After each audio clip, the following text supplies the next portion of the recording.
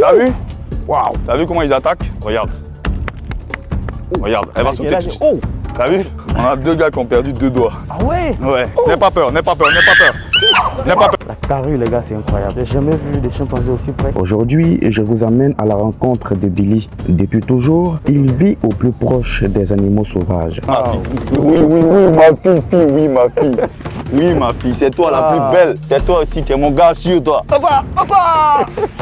Il m'a invité à passer 48 heures avec lui. Pendant ces 48 heures, je vais découvrir comment il recueille, soigne et réintroduit les rares animaux sauvages de Côte d'Ivoire. Donc en Côte d'Ivoire, on a deux pitons. Donc tu vois comment il m'entoure, il m'encercle et il va lui briser les os et l'étouffer. Le cobra Nadia nigricolis, qui est le serpent le plus venimeux d'Afrique. Ah ouais?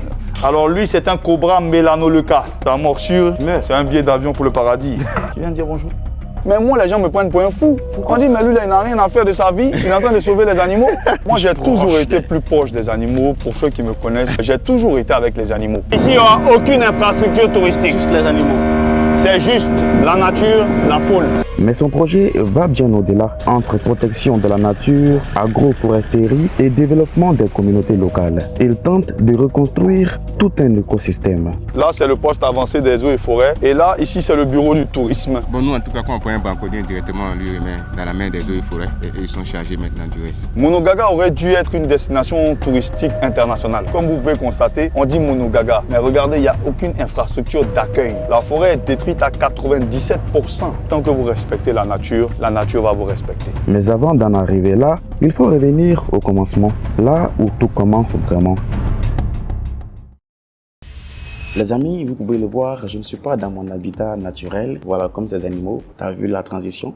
Je suis trop fort en transition, les amis. Vraiment, je suis content de vous faire sortir cette vidéo. Je profite rapidement pour vous parler du partenaire de cette vidéo, Lemfi, qui nous aide à réaliser ce reportage. Lemfi, c'est une application qui vous permet de transférer de l'argent depuis la diaspora vers l'Afrique sans frais, de façon rapide et surtout sécurisée. Pour nos amis qui regardent cette vidéo depuis la France, les États-Unis, le Royaume-Uni, le Canada, etc., vous pourrez transférer gratuitement de l'argent à votre famille, à votre papa, à votre maman, à votre petit frère, peu importe. Mon grand frère en Allemagne. Et en plus, vous avez mon code promo qui vous donne 10 € offerts à votre première transaction de plus de 100 €. Les amis, téléchargez l'application avec le lien qui se trouve dans la description de cette vidéo et dans le premier commentaire épinglé. Ceci étant dit, on peut retourner à la vidéo.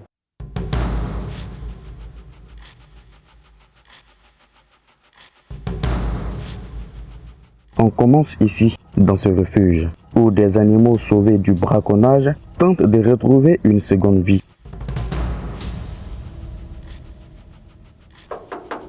Begam. Ouais.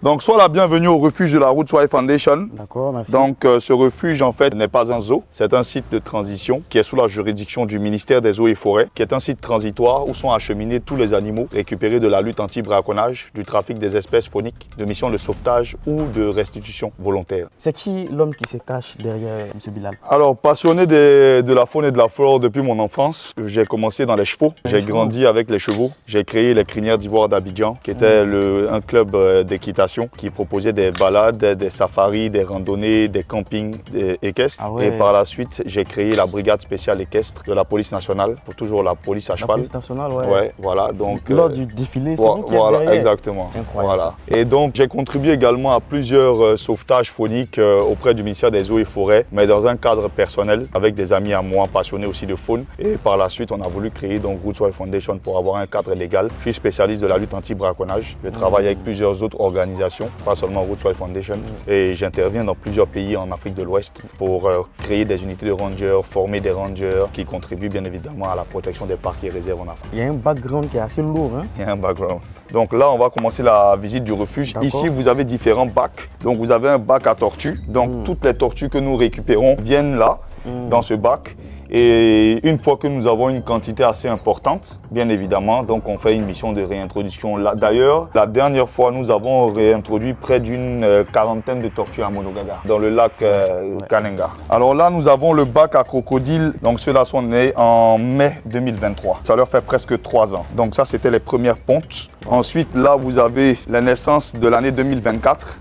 Donc mai 2024. Donc vous voyez que la ponte est un peu plus consistante. Ouais. Ensuite, là, Nous avons un bac où nous avons malheureusement un individu qui présente des handicaps. Donc vous voyez celui-là, il a la mâchoire inférieure qui est arrachée. Celui-là a une bosse, une patte et un œil en moins. Donc malheureusement, ce sont des animaux aussi qu'on récupère dans cet état. Mais ceux-là ne peuvent plus regagner la nature, donc ils vont finir leur jour au refuge. C'est quoi leur histoire? Là, pour te dire, c'est que ça peut être potentiellement un piège. Bon, ça c'est un handicap, je ne sais pas, je ne peux pas te dire exactement. Naturel. Ça peut être naturellement, et voilà, ou bien une maladie. La patte arrachée, ça peut être non seulement un piège, mais ça peut être aussi un de ses congénères lors de l'alimentation, de la nourriture qui lui a mordu la patte et qui lui a coupé la patte. Donc le but du refuge, c'est de reconstituer des nouvelles familles pour les réintroduire en famille. Okay. Parce que la réhabilitation va se faire beaucoup plus facilement en famille. Là, nous avons deux espèces de singes. Nous avons les patas, qui sont d'ailleurs le singe le plus rapide, en vitesse de pointe qui atteint presque 70 km/h et qui vit dans nos savanes en groupe. Et là, nous avons également les vervets. Donc ces deux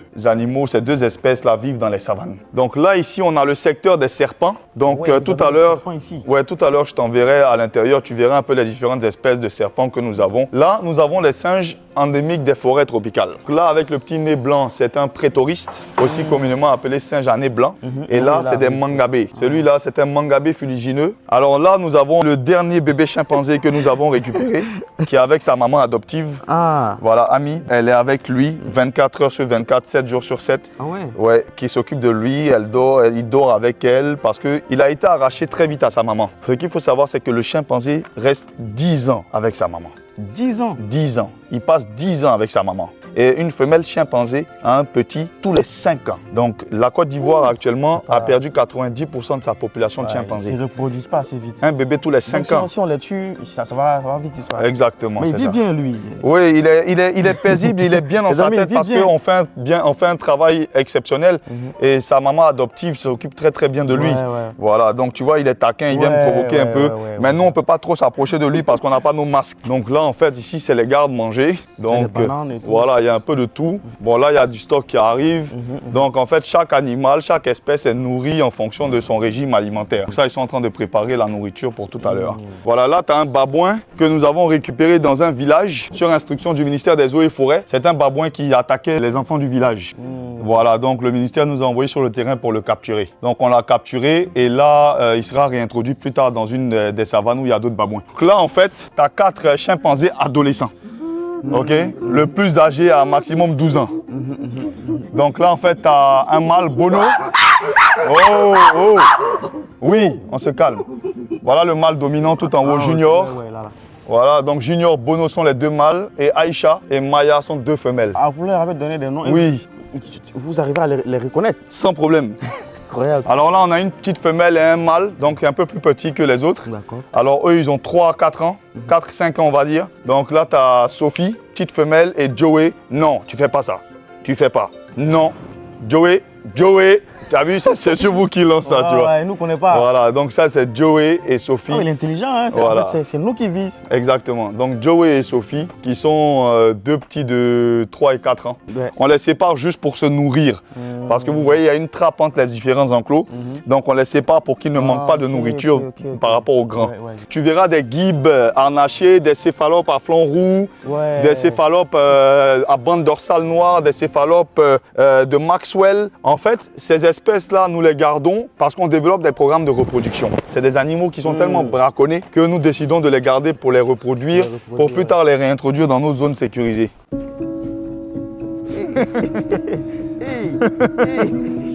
Ce que vous voyez ici, c'est impressionnant. Mais ces refuges n'existent pas par hasard. Tous ces animaux viennent d'un problème beaucoup plus profond. Pour comprendre ce qu'il se passe vraiment, il faut sortir du refuge et aller vers là où se trouve le problème, à Monogaga.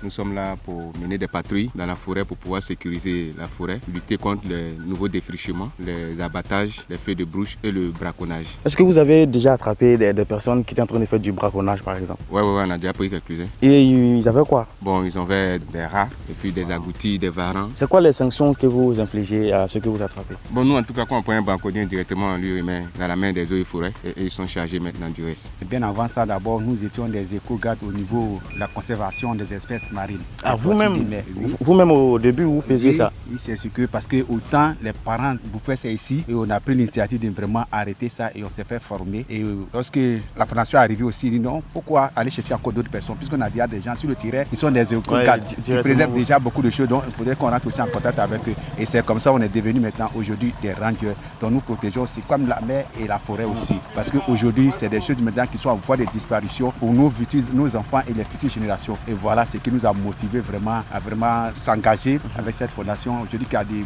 bonnes choses, des réalisations au niveau des villages qui sont représentés ici. Donc vraiment, c'est une bonne chose pour nous. Là, c'est le poste avancé des eaux et forêts. Et là, ici, c'est le bureau du tourisme. Donc tu vois, on a les carnets touristiques, ça c'est le adulte de 2000 francs CFA et on a celui qui est enfant, donc 1000 francs CFA.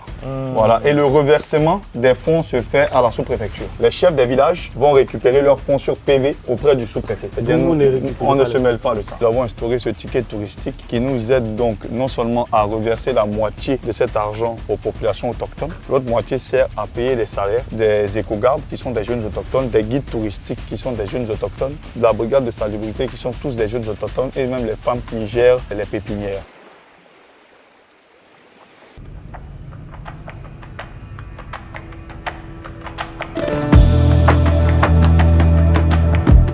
Les gars, là on vient d'arriver à Monogaga. Vous voyez, l'endroit est absolument magnifique. C'est très propre.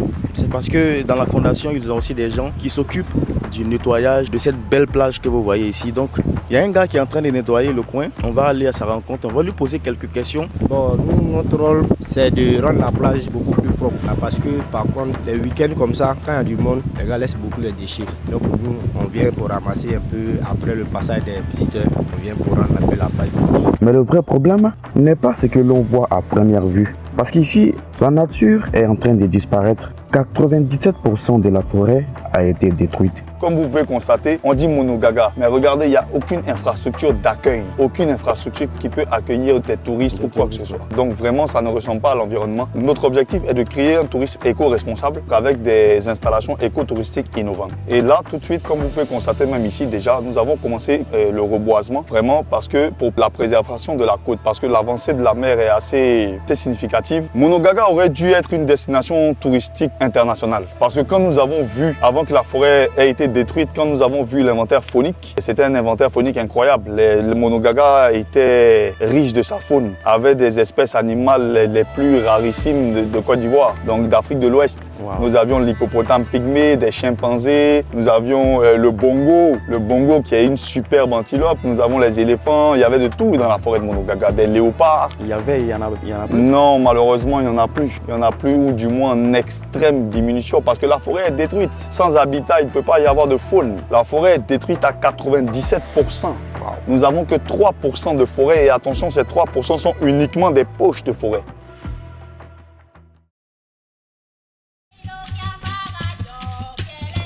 Et c'est sur ce lac-là qu'on a l'île qui va accueillir le centre de sauvegarde des chimpanzés. Comme tu peux constater, l'environnement ici est pratiquement préservé, à l'instar de quelques plantations qui doivent être détruites également. Ouais, là-bas, ouais. Voilà, tu vois, tout ça fait partie de la série protection. Donc en fait, c'est des zones encore, Dieu merci, préservées. Malheureusement, nous avons quelques poches de forêt qui ont été détruites ici pour donner place aux plantations de cacao encore. Donc ces plantations-là doivent être détruites pour redonner vie à la forêt. Et parce que cet environnement-là fait partie, comme je dis, de la série protection et doit accueillir la faune. Et donc le biotope, un biotope naturel et sauvage. Les plantations de cacao vont exister, mais il faut qu'il y ait des arbres à l'intérieur, donc agroforesterie. Mais pour la série protection, pour les projets faune, là on ne peut pas se permettre d'avoir des plantations de cacao. Regardez, quand vous voyez la forêt, regardez comment c'est beau, regardez ça, mais c'est pas le même, regardez. On sait qu'il y a un problème.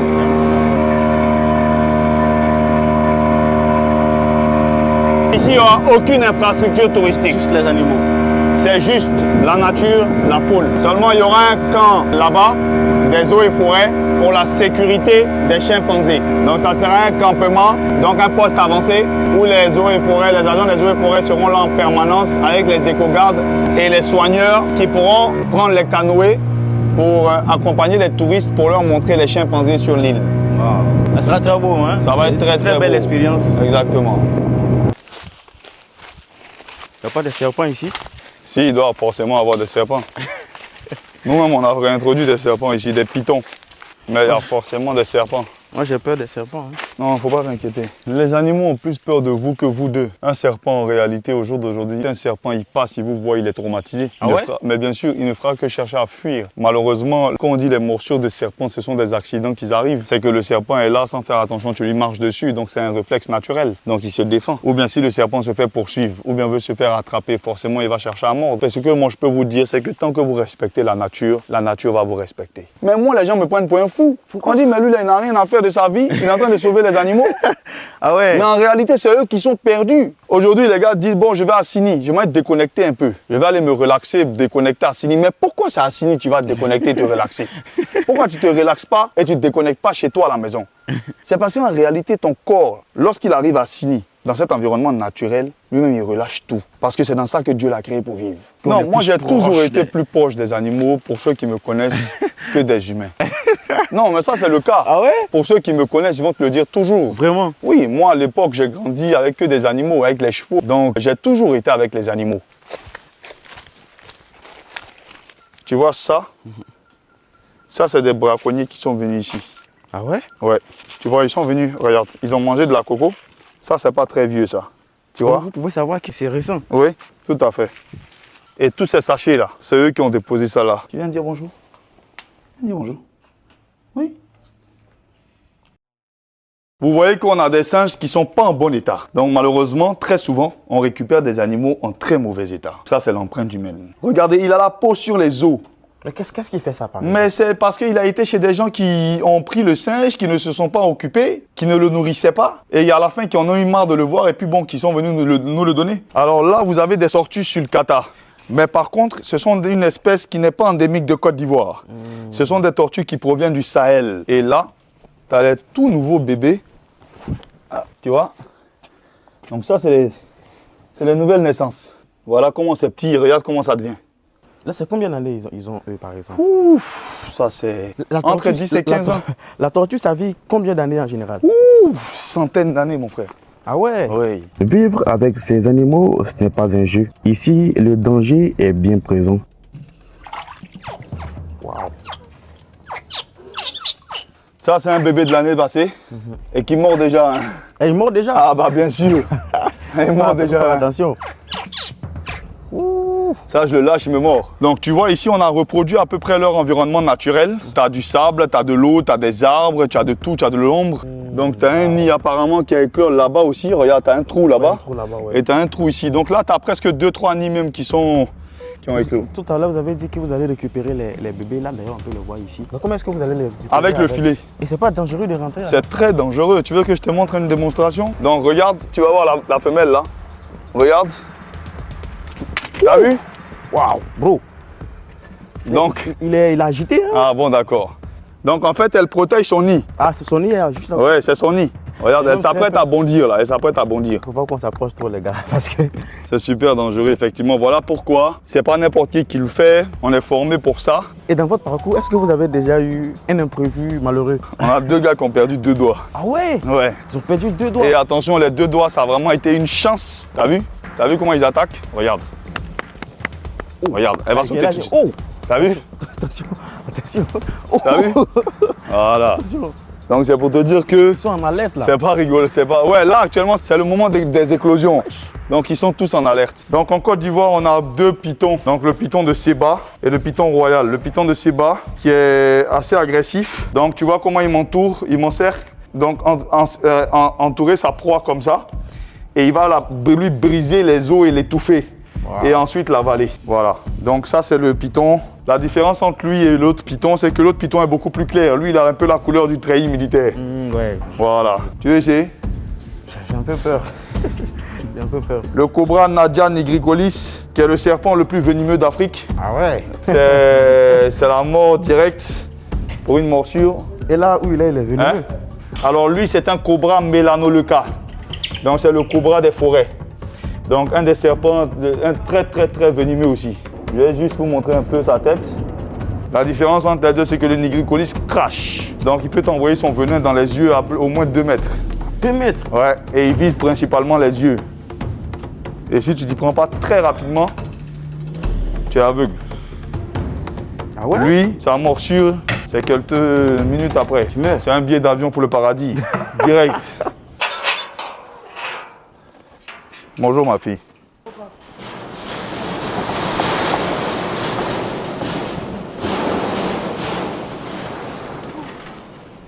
Aïcha, viens.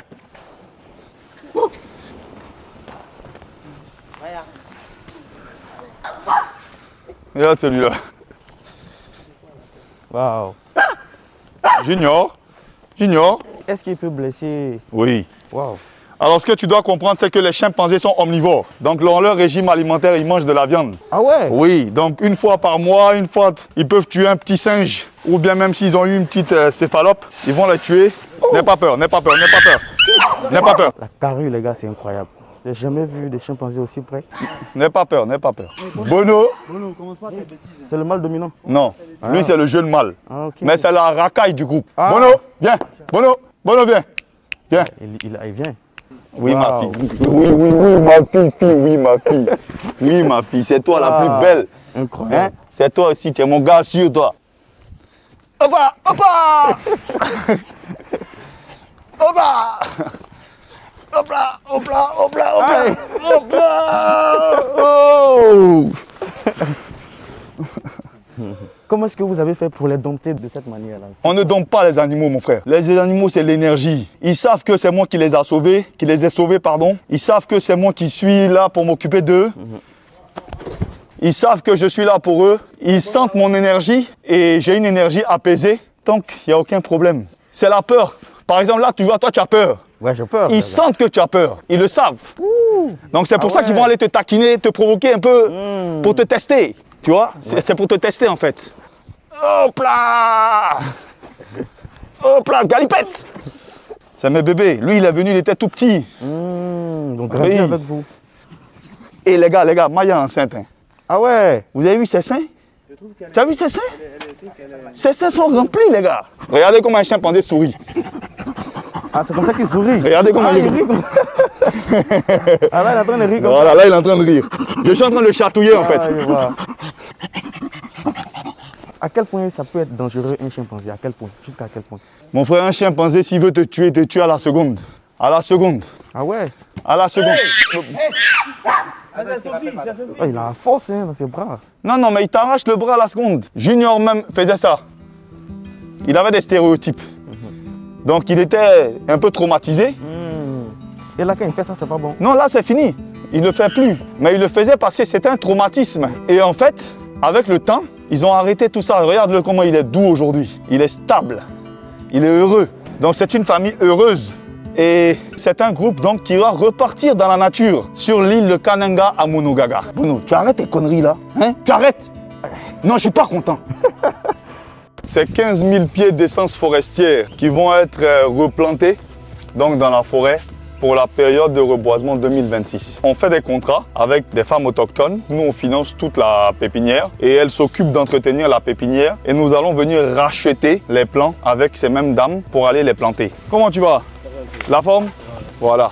Élisée, en forme?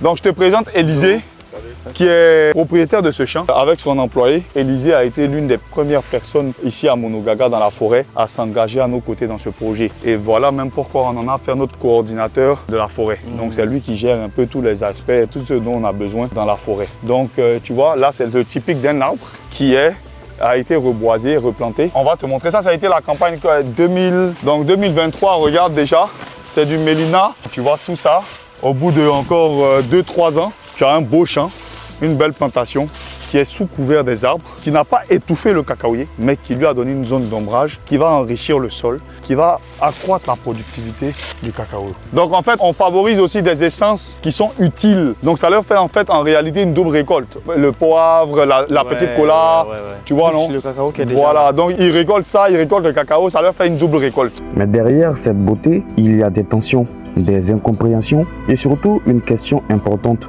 Est-ce que ce projet aide vraiment les populations locales ou est-ce qu'il dérange? Pour comprendre ça, je suis allé à la rencontre du chef du village de Monogaga. Au village ici, comment est-ce que ça se passe pour la convention avec la municipalité? Très bien. On a gagné nos causes, on a une forêt. Ils font beaucoup de besoins. Il y a autant, il n'y avait pas d'école ici. Jamais. Il n'y a pas de forêt. Il n'y a pas de forage aussi, il y a pas de forage aussi. Qu'est-ce que l'hôtel m'a apporté à votre village? L'hôtel m'a apporté beaucoup de choses, beaucoup de connaissances. Les gens sont venus, comme d'habitude, comme les gens le faisaient à l'époque. Ces journées, voilà, il y aura beaucoup de choses, il y aura beaucoup d'emplois pour la jeunesse, pour les jeunes, voilà, ça a apporté beaucoup pour le village. Et on aurait vu aussi des images sur la toile où il y a certains qui disaient que la fondation Sebili est venue chasser les villageois, les exproprier de leur terre. Qu'est-ce que vous avez à dire de ça en tant que Mais c'est pas vrai. C'est pas vrai parce qu'on y avait déjà produit ça, puis j'ai visé tantôt. Et les Ghanéens, on a donné site où ils devaient s'installer. Et nous, d'ici, on partait sur cette côte-là parce qu'il y a la côte de la mer. On avait déjà produit ça. Enfin, la nourriture a déréussi chez moi quand il y a eu le moment, c'était en 2017, en 2017-2019. On avait déjà produit ça.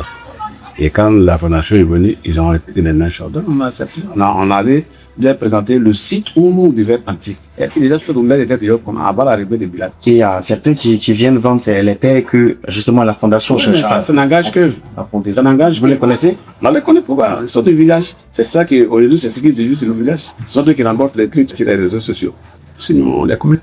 N'achetez pas de terrain, ne vous faites pas arnaquer. On a dû installer ces panneaux-là partout dans la forêt, justement parce qu'on a énormément de personnes qui rentrent en contact avec nous pour nous expliquer des situations où ils se sont fait arnaquer. Mais ils ont acheté des terrains. Des parcelles de la forêt classée. Exactement. Ils ont acheté des terrains avec ces mêmes individus-là. Et ce sont ces mêmes individus-là qui s'adonnent donc à la diffamation sur les réseaux. Donc c'est par pure passion et par pur patriotisme. Le refuge ne nous prend que de l'argent. Nous, on ne gagne rien du tout. On n'a même pas de fonds. Donc on a juste quelques partenaires qui nous aident bien heureusement pour l'alimentation. J'allais poser la question, comment est-ce que... On a quelques partenaires heureusement comme SNPC, comme certaines sociétés, Aiglin, Plantation Tchabam, qui nous aident avec des bananes. C'est des sociétés d'exploitation de bananes qui nous donnent des bananes pour les primates. Sinon, même malgré ça, ça ne suffit pas. Donc on dépense énormément ici. Donc on est toujours à la recherche de potentiels partenaires pour nous aider, ne serait-ce que dans les charges d'alimentation. Aujourd'hui, la question n'est plus seulement de protéger les animaux,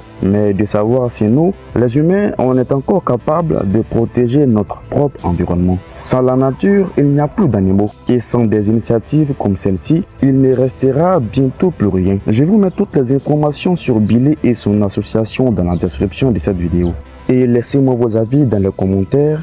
Est-ce que vous pensez qu'on peut encore inverser la tendance? Merci encore à l'EMFI de soutenir nos projets. N'oubliez pas, le lien est dans la description pour ceux qui veulent essayer. Sur ce, moi je vous dis à la prochaine pour une nouvelle vidéo.